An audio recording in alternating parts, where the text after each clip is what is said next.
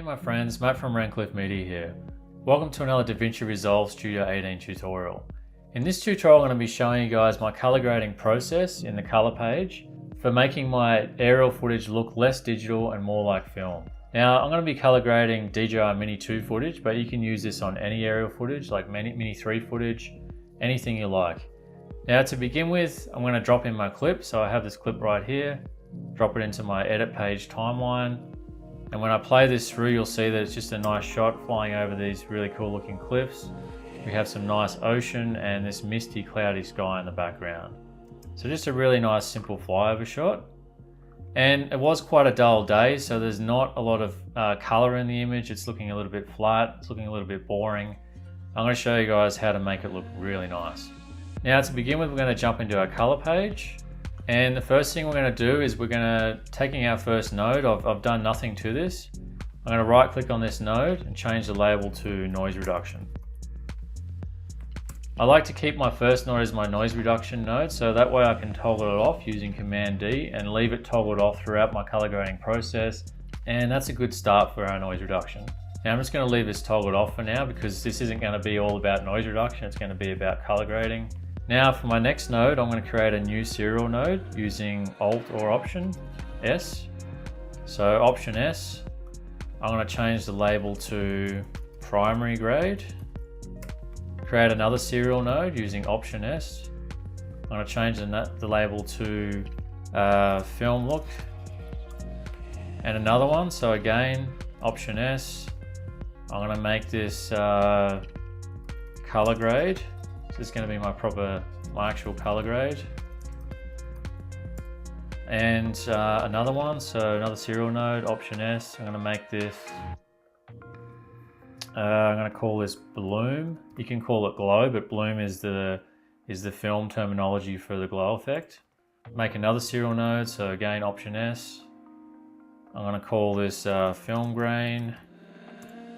And that's about it for now for our nodes. So we have our primary, we have our film look, we have our color grade, bloom or glow, and our film grain, as well as our noise reduction. Now beginning with our primary grade, the first thing we're going to do is our basic exposure adjustments. Just clicking on our primary color wheels. We have our lift gamma gain. The first thing I want to do is recover some of the detail in this cloudy sky. It's looking a little bit flat. And I'm going to do that by bringing down the gain. So I'm just going to drag this gain down, clicking on my little wheel down the bottom here. I'm going to drag this down, keep on dragging it down. Fair way. You'll see now I've recovered quite a lot of detail in the sky, but my image is also looking really flat. Now to compensate for that, I'm going to bring a gamma up. So I'm just going to lift up the gamma to about 0.3. That's looking better. And now it's still looking very flat, so I'm going to bring down the lift. So I'm just going to bring this down to about 0.2. And that's before and that's after. You see that we've recovered some nice detail in the sky.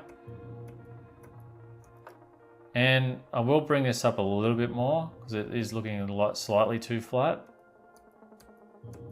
So that's quite nice. It's before and that's after, before and after. And bring my gamma up slightly more. So that's a good start. Now what we want to do is go to our film look. I'm not going to actually change any of the color temperature because I actually like the color temperature of this shot. And I had my white balance set on 6000 Kelvin for cloudy. And because of that, my color temperature is quite accurate. Now moving on to our film look, and this is where we're going to create that slight film look. And we're going to go to our curves to begin with. We're going to go to custom curve. And we're just going to create an S-curve by clicking on our shadows. We're going to click a point on our shadow and a point in our highlights like so. We're going to drag up our highlights slightly, add some contrast to the highlights, and we're going to drag down our shadows to add a bit of contrast to the shadows. See before and after, so just adding a bit of contrast. And now that's a little bit too much, and bring that up slightly. We want to lift our shadows slightly, so that's going to add to the film look because film tends to have slightly lifted shadows, especially with older film. So we're just going to click a point on our blacks on our curve and drag this up slightly. Now the further you go, the more flat your shadows are going to look. So if you see that when I go really flat, that's looking just way too flat. So I like to just add a slight bit of flatness to my shadows, a slight bit of lift. It's before and after, before and after. So we don't want to remove all the detail in the shadows. So that's before and after, before, after. So that's looking pretty good. We might add a little bit more of a curve to the highlights. That's really nice. And now the other thing we want to do is go to our Luma versus saturation. And we just want to desaturate the shadows a bit. So we're going to click on our splines, this little point here on the left, bottom left. And we're just going to click our point and we're going to drag it right down. And we're just going to lift this up a little bit.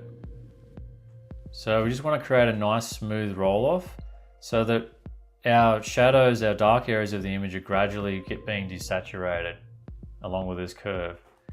You'll see that now when I toggle this on and off, that's before and after, it's looking quite desaturated, perhaps a little bit too much. So I'm just going to lift this, drag this back a little bit more so it's a bit less desaturated. So that's just another process, another little thing you can do to add to the film look. And now what we want to do is go back to our primary color wheels again. And we're just going to bring down the saturation to about 40. So just desaturating the image further. And you'll see if I change this from my histogram to my vector scope, you'll see that it's quite a desaturated image. There's not much color anywhere. It's very desaturated. But what we're going to do is create a look and add more color into this image, and we're going to add the color that we want to create this look. So we want to desaturate this, and that's pretty much it we're going to do with our film look.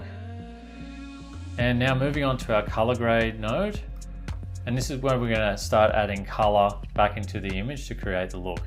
Now to begin with, in our primaries, we're going to go to our lift, so that's our shadows, and we're just going to add a little bit of warmth to the shadow, so a little bit of a sepia tone. So just dragging this up towards the orange, and you'll see that's looking really sepia.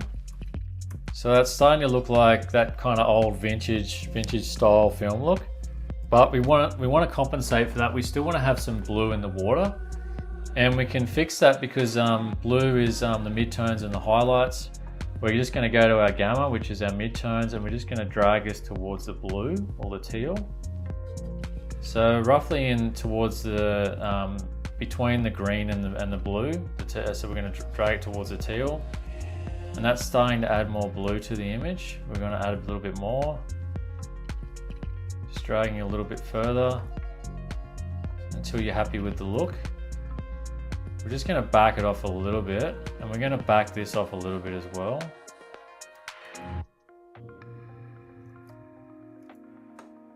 Actually, we want to go a little bit more on the sepia look with the shadows. I'm just going to go a little bit more with the blue. So that's looking pretty good. But again, it's very desaturated. There's no punch to it. We have these clouds in the sky, and I want them to make the clouds a little bit bluer. So again, we're just going to add the tiniest little bit to the gain, the tiniest little bit of blue. Before and after, before and after. That's looking quite nice. And now we want to bring some saturation back into this image because it's looking quite dull. So what we can do is go to our color boost, and we can boost the color back up somewhere around 15. That's looking pretty good, maybe a little bit more. And you'll see now with our vector scope, we're starting to add some color into the image. So that's before, that's after, before, after. So I'll just scroll back a little bit, just so I can see this, what the shot looks like. It's maybe a little bit too blue for my liking. So I'll go back to my primaries, and I'll just back off this blue a little bit in the gamma, just slightly. That's looking quite nice. So that's before and after, before and after. So we're already starting to create this look. And what we can do next is we can add some more saturation and brightness to these specific areas of the image. So I want to make this grassy hill a little bit brighter, and I want to make this, this ocean a bit deeper. So we can do that by going to our curves. And firstly, we're going to go to our hue versus saturation. And I'm just going to go to my entire blue range by clicking on this blue dot. And I want to drag up the saturation in the blues. So just like adding more saturation to the blue areas of the image. That's already looking a lot nicer. Maybe a little bit more. Yeah, I'm liking the look of that so far. And with the greens, the same thing. So we're going to go to our color picker. We're just going to pick on the green hill right here. And we just want to increase this range a bit. So we're just going to drag out this, this point to somewhere around here, around the greens. And we're just going to drag this point up. So we're just adding saturation to the green hill. Before and after, so that's looking really nice. Maybe a little bit more. And next we want to add a bit of brightness to the grass. So we're going to go to our hue versus luma. And again, we're just going to go to our color picker and pick on the grassy hill, drag this out, and add a bit of brightness to the hill right here. So just increasing the brightness. You see it's looking less flat. Maybe a little bit more. You can only push the image so far because it isn't like log footage or raw footage, so you can't push it too far. You can't go crazy with it. That's probably about the limit. And then again with the blues, you want to make this deeper. So we're just going to go to our blue range and we're just going to drag this down. So we want to drag down the luma, so making the blues darker and deeper. And that's looking really nice already. Maybe a little bit less on both of these. That's really nice, before and after. And now we're going to move on to our bloom. So our bloom is our glow effect. So what we want to do is, while we have our bloom node selected, we're going to go to our effects. So this little FX up the top, and we're just going to type in glow. We're going to grab our glow, and we're going to drag it onto our node. And you'll see that straight away it's added a lot of glow to the image, and it's just blowing out the sky. So that's way too much. It's also brightening the whites in the waves right here. And it's just it's looking horrible at the moment. We only want to add a slight bit of glow. So what we can do is we can go to our, scroll down and go to our opacity. We can decrease the opacity a little bit, and we actually want to change back to our histogram. So we're going to change back from our vector scope to our histogram. And we can see here that we're clipping our highlights here and our blues. So we want to make sure that we're not going to clip our highlights, and we can do this by looking at a histogram here. So what we want to do is go to our global blend, and we actually want to blend in this glow effect. So just bringing this right down, somewhere around here. That's before and after, before and after. It's still a little bit too much. So we can go to our gain. We can just bring down the gain a little bit as well.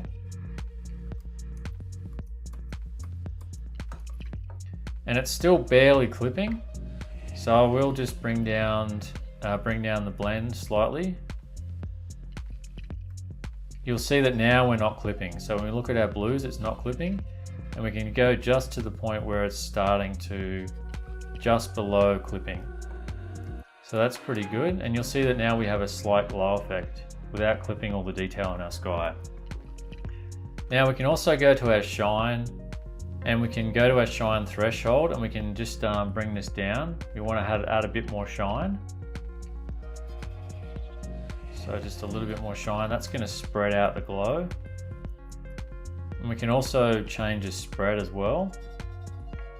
So you'll see that when we increase the spread, it's spreading out more over more of the image. So just want to increase it a little bit more. And now that we've increased the spread, it's less targeted on just the sky. So it's spreading out. So because of that, we're not clipping so much. So we can go and bring up the blend a little bit more. And that's really nice. You see that we have a really nice slight glow effect now, which really adds to the shot.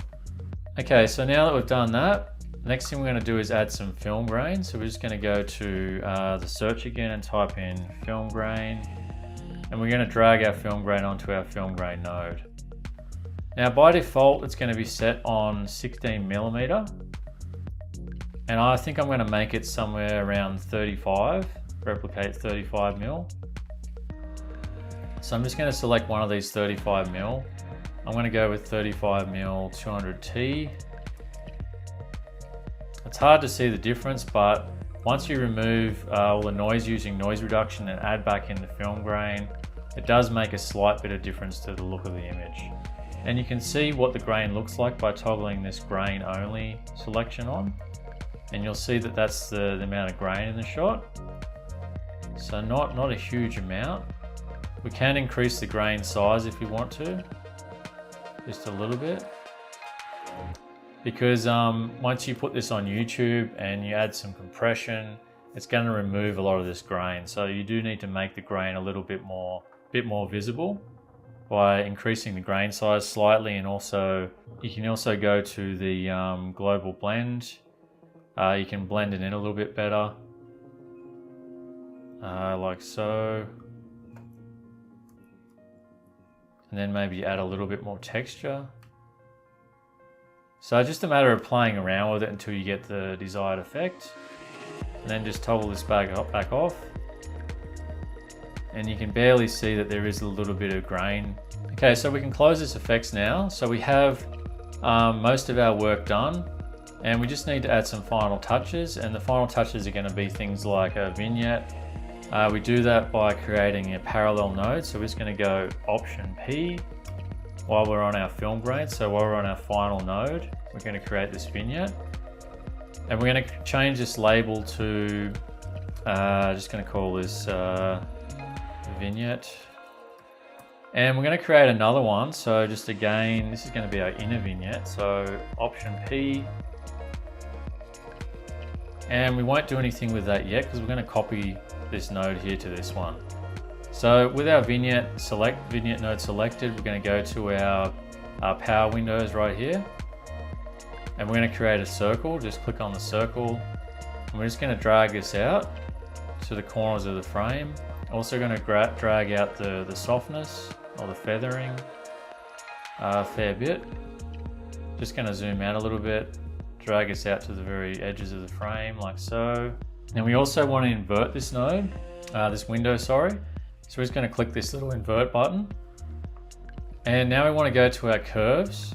And because we clicked that invert button, it's going to apply the adjustment to the outside of that circle. So the outer edges of that window. So we're going to go to our custom curves. We're just going to drag down click a little point on our curve in the shadows and drag down our shadows slightly. So that's after. So you can see it's adding a nice vignette to the outside of the image. And maybe just a little bit more. So just a slight bit of darkening of the edges. Don't want to go too crazy. You never want to be able to see the actual vignette because that just looks absolutely horrible. And I see a lot of people make this mistake. They go too far. They go down like here somewhere, and you can actually see the vignette, and it just looks ugly as, like it's just the worst. It's actually just a visual guide. It's just like guiding your eyes more to the center of the image. Now we can also go to our primary color wheels, and we can drag down our offset just to darken the image a little bit further. So just slightly, just to help blend it in. That's before and after. That's looking really nice. And then we go back to our window, and we can just like narrow this down a little bit so we get a bit more of a vignette in the sky in the foreground. That's really nice. Just putting more attention on the main focus of the shot, which is these cliffs and the nice horizon and the glow in the background. And if we find that there's too much of the image on the sides being darkened, what we can do is we can just drag this out a little bit further. It doesn't matter if it goes past the edge of the frame. That's actually a good thing, because it's going to make it a more of a gradual effect. And just playing that back, it's a little bit jumpy because of all the effects applied. What I can do to fix that is go to my playback and go to my timeline proxy resolution and change it to half. and that's going to play a little bit smoother. And that's looking really nice already. We've come a long way from the very beginning. Okay, so now that we have our outer vignette, we want to go and create the inner vignette, which is going to be brightening the inner parts of the image.